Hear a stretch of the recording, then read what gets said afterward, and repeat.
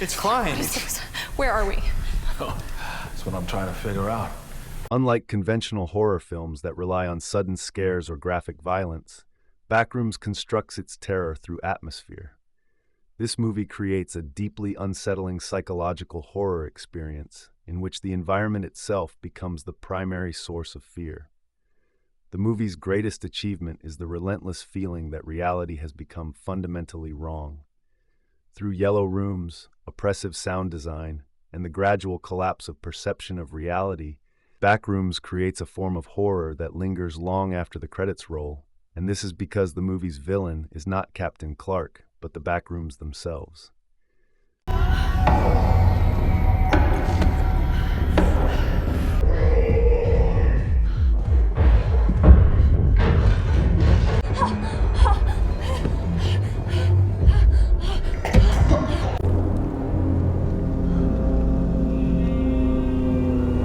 Endless yellow hallways, humming fluorescent lights, malformed furniture, and impossible corridors evoke spaces that are simultaneously familiar and alien.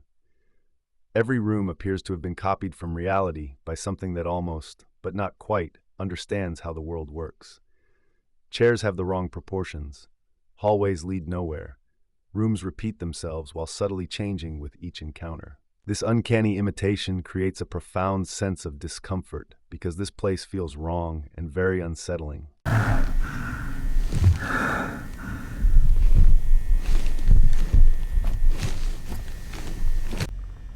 Bonjour tout le monde. Maëla vient.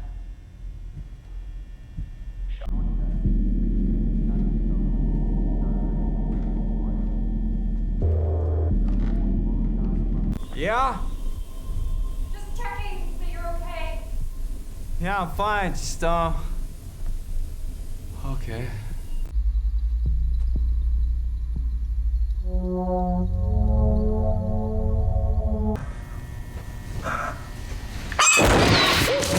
This manipulation of liminal spaces taps into a uniquely modern fear.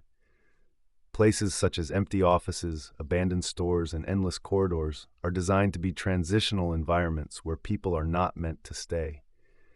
The Backrooms trap their victims inside these transitional spaces forever, stripping away every comforting landmark that gives meaning to the real world. There are no windows, no natural light, no passage of time, and almost no signs of human life. The characters lose not only their sense of direction, but also their sense of identity, as though the endless repetition slowly erases who they are. And this helps with this movie's commitment to slowly building dread with its characters. For long stretches, almost nothing happens. Characters simply walk, listen, and search for an exit. Rather than making these scenes boring, the silence and anticipation that we feel begin to create an unbearable tension.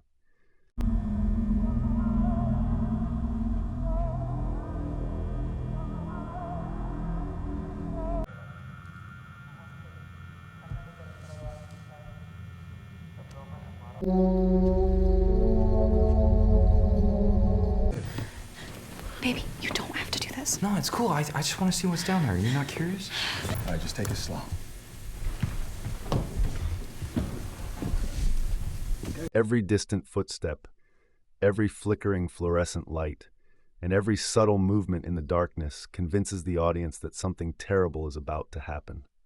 Until that moment happens, we are stuck in a state of unease, wondering when exactly is it going to happen and how is it going to happen.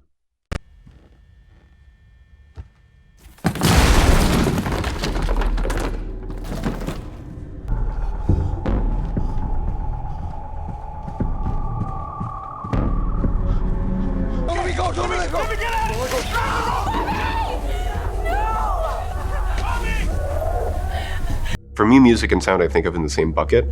You know, a lot of the music gets altered quite a bit in the mix, and so like, you know, just seeing how we're dipping in and out of all these different sonic layers to sort of create a sonic experience that's constantly, you know, I think we never wanted to distract from what we needed to inside the environment itself of when we get to the Backrooms. Like here, then our emphasis was mostly just on portraying a true-to-life soundscape to the store, but the Backrooms is where it gets really specific. The sound design is essential to making that moment all the more horrifying.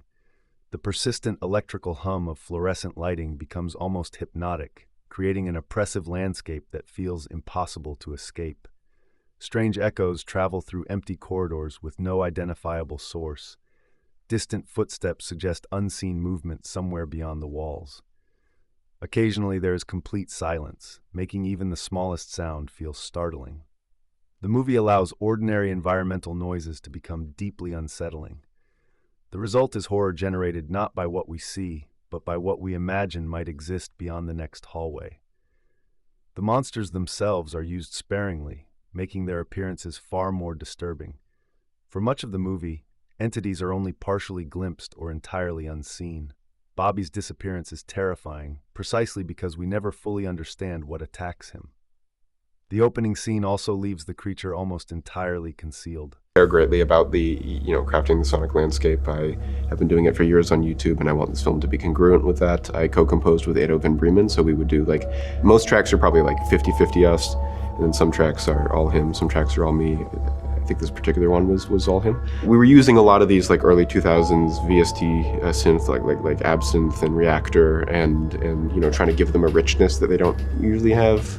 Take some of these mono sounds and make them something a little bit more rich and airy, sort of like a Silent Hill or Portal sort of quality to it. It's all largely pretty ambient until it doesn't need to be anymore.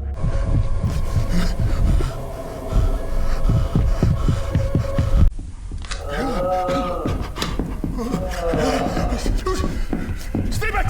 Get away from me!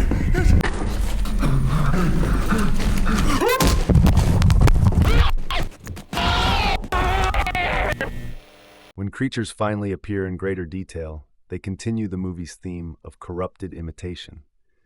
The malformed human figures that Clark keeps in the dining room are horrifying because they resemble people without truly being alive. They stare blankly, barely moving, as though reality has created incomplete copies of human beings. Even more disturbing is the towering pirate mascot, a grotesque distortion of Clark's public identity. Rather than functioning as a random monster, it represents the way the Backrooms absorb fragments of memory and trauma before reconstructing them into a terrifying new form.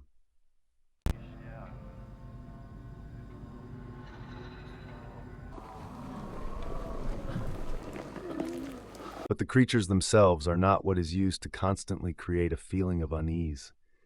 The terror from the Backrooms arises from atmosphere, uncertainty, and the corruption of ordinary reality. The endless liminal spaces, oppressive soundscape, fragmented memories, and restrained use of monsters combine to create an experience of creeping dread.